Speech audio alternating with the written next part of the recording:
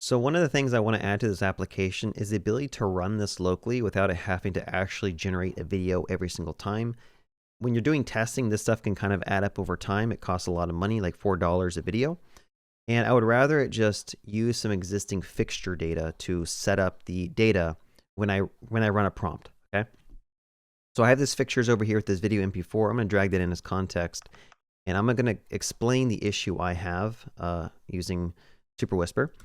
I want you to figure out a way so that I can run this application locally when an environment variable is set to true in my .env file, which will mock out all of the third-party calls and bypass all the additional logic, and instead just use that video.mp4 fixture and place it in whatever output directory that you need, and then store the results somewhere so that we can actually start tracking previously generated videos on a user's dashboard. Now, I don't think we even have like Drizzle set up yet. Like, we don't have a database. I'm going to check. Yeah, we don't have Drizzle.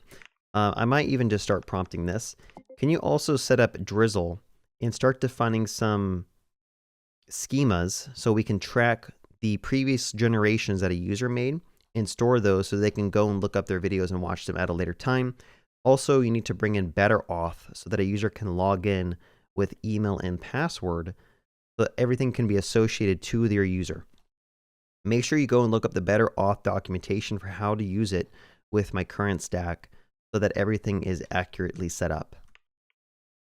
Okay, so we're going to try using Composer 2. It just came out. There's a Composer 2 Fast inside of Cursor, which behind the scenes, this is just Kimi 2.5, and they use some like reinforced learning to kind of work on this. But we'll plan it out. And the things I do like about Composer and Composer 2 is that it runs pretty fast. And overall, I mean, it's not as smart as Opus, and it's not as smart as Codex 4.5 or 5.4, but it's still pretty good. And if you just have a really small little feature that you know is not too complex, I would rather just default to Composer because it just gets the job done, and then fall back on the more powerful models if there's some bug or some really complex logic that you're pretty sure that Composer just won't get right the first time.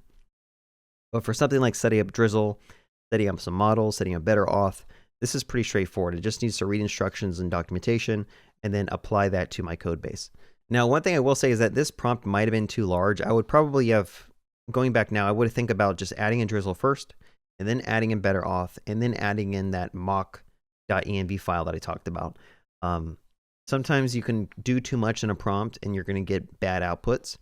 One simple thing at a time is my approach for doing agentic coding. But I mean, depending on your model, you can actually do a bunch of stuff at the same time. There's just a higher chance that it's going to do something bad the first step, and then it's going to build upon that bad output. So I'd rather like check it every single time.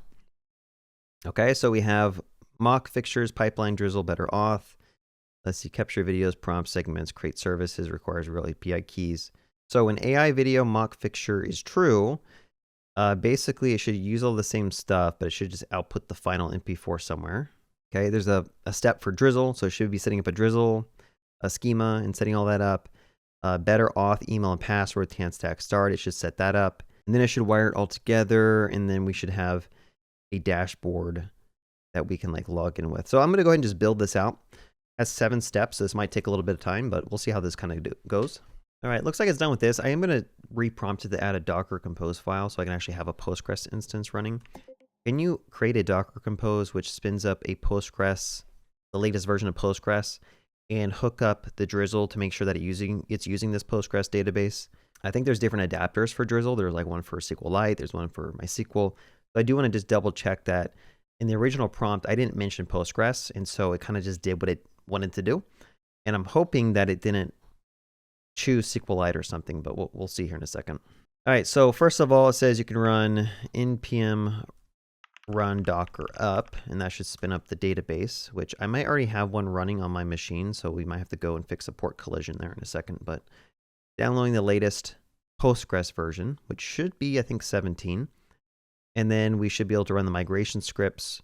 Yeah, it looks like it's already in use, so I'm going to go ahead and just go to... I had to go and kill some of my containers. Let me try this again. Docker Compose up. The database is now running. npm run db migrate. It looks like we actually just do this whole thing. Hold on. That, and this is not working. Let's see. All right, it looks like there is an issue running the database inside the Docker container. I think it's trying to use Postgres 18. And I'll just go ahead and paste this in and tag the Docker Compose file. I think it's just probably misconfiguring this or something. All right, let's see now. Looks like it's running. That's good. And now we can actually run npm run db migrate, and that should apply my migration scripts to the database. If I even have any, I think I need to run maybe generate first. I'll say add a db generate command top level.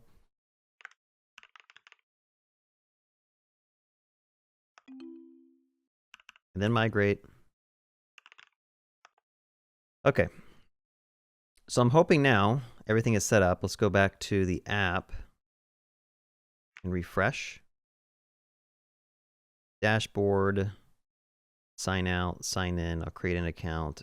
Testing at example.com. 1, 2, 3, 4, 5, 6, 7, 8. We are now signed in. If I make a video, I do want to make sure that this video mock fixtures is set to true. So I'm going to add that. AI video mock fixture is enabled, but no fixture video is found. Set fixture path to an existing. Okay. So I may actually have to move this fixtures into web, and then I'll add this fixtures path thing. You check the window at night. Here's the unsettling part. Vampire. There's a video, go to dashboard.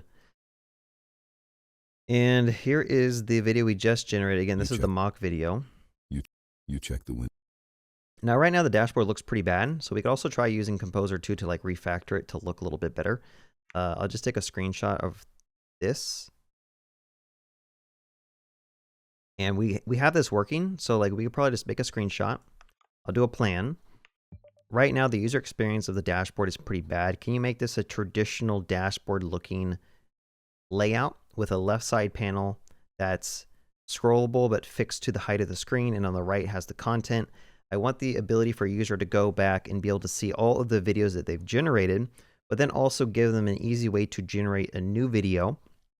Maybe you can show a dialogue or a modal, bring in ShadCN component library if you don't already have it, so we have access to all these pre-existing React components, and then also have the login, log out at the bottom left of the dashboard so a user can sign out, which will take them back to the home page.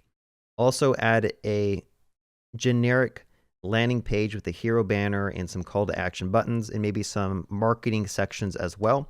So when they click it, it'll take them to the dashboard, or ask them to create an account, and maybe also add a pricing page. All right, I'm just going to throw that into a plan. We'll see what it does. I don't think Composer 2 will do design very well, but who knows? Maybe we'll be surprised with what it can do. But basically, I just want to have this look like a more realistic application instead of it being all like a really ugly looking whatever this is. All right, we're getting some questions over here for the pricing page. Do you want a static marketing tiers only, no Stripe checkout, or would you like to include payment integration? Yeah, I don't want Stripe or anything yet. I just want a static page. Okay, so we've got a landing page, we've got a pricing page, and we have the dashboard, and we just go ahead and build this out. Now, before I let this start changing everything, I will add these. So we have like a working state kind of staged. All right, and so here's the dashboard, or sorry, the landing page. Again, I'm not going for like a well-designed thing. I'm going for really basic. We have the dashboard.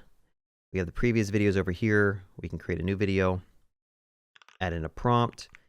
Eventually, I'll probably add in like drop downs for like the stylistic of the video, the style of the video. But yeah, I think this is pretty good. You can go back in time and view these different videos. We can see a sign out. Yeah, this all looks pretty good. Now, I do think this app will have to run on credits. So I'm going to put the credits in the bottom left and just kind of prompt it here. Can you also add a static placeholder for credits in the bottom left and a button they can click to buy more credits, which will show a modal, but don't actually hook it into anything. I just want static UI related things.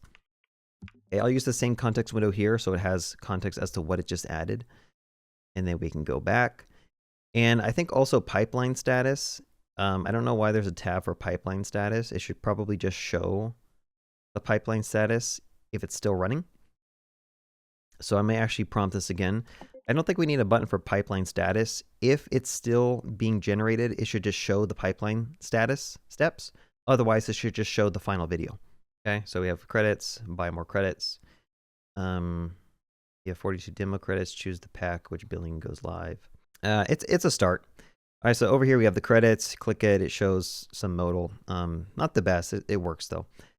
I will say that there needs to be a little bit of gap between these buttons here. So I'm going to go ahead and just prompt it here.